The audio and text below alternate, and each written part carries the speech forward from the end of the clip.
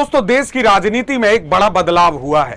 उपराष्ट्रपति जगदीप धनखड़ ने समय से पहले पद छोड़ दिया और अब भारत को मिल गया है एक नया उपराष्ट्रपति सीपी राधाकृष्णन। लेकिन क्या आप जानते हैं कि यह सिर्फ पद परिवर्तन नहीं बल्कि संविधान की परीक्षा और लोकतंत्र की मजबूती का क्षण है।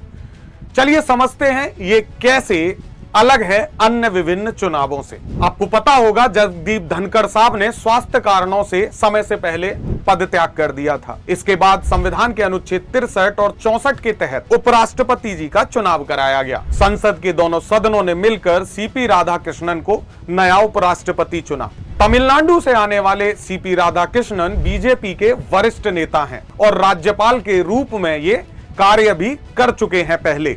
उपराष्ट्रपति जी का यह चुनाव बताता है कि कैसे संविधान की प्रक्रिया किसी भी राजनीतिक संकट को संस्थागत तरीके से संभालती है। अगर इसमें हम देखें तो संविधान का अनुच्छेद 63 कहता है कि भारत में एक उपराष्ट्रपति होगा और अनुच्छेद 64 बताता है कि वही व्यक्ति भी राज्यसभा का सभापति भी होगा।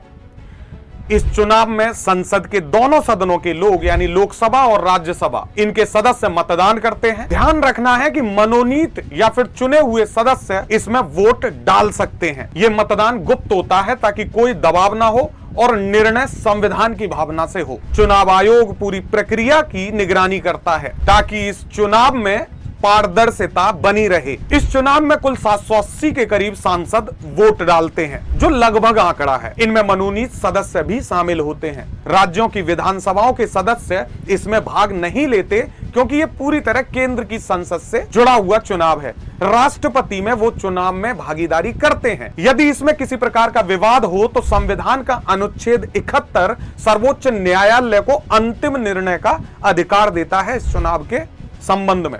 यह प्रक्रिया दिखाती है कि लोकतंत्र में हर वोट संविधान की रक्षा का हिस्सा है, ना कि सिर्फ एकमात्र राजनीतिक मुकाबला। चुनाव जीतने के बाद सीपी राधाकृष्णन ने शपथ ली कि वे संविधान की मर्यादा का पालन करेंगे, निष्पक्ष रहेंगे और राष्ट्र हित में काम करेंगे। इसके बाद वे राज्यसभा के सभापति बने, जहां देश का कानून बनता है, उस पर बहस होती है और लोकतांत्रिक प्रक्रिया आगे बढ़ती है। जब बहसें गर्मा जाएं या नियमों की आवश्यकता हो तो उपराष्ट्रपति ही व्यवस्था भी बनाते हैं। आवश्यकता पड़ने पर राष्ट्रपति निर्णायक भूमिका भी निभाते हैं, यानी ये पद राजनीति से ऊपर उठकर देश की स्थिरता और देश की नीति निर्माण को दिशा देता है। तो क्या उपराष्ट्रपति का चुनाव केवल औपचारिकता है? बिल्कुल नहीं, यह संविधान का दायित्व है, लोकतंत्र की नींव है और देश की स्थिरता का आधार है। जगदीप धनखड़ का समय से पहले पद त्याग, अनुच्छेद 63 और संविधान के अनुच्छेद 64 के तहत चुनाव और अब सीपी राधाकृष्णन का शपथ ग्रहण, यह सब हमें याद दिलाता है कि लोकतंत्र किसी व्यक्ति पर नहीं बल्कि नियमों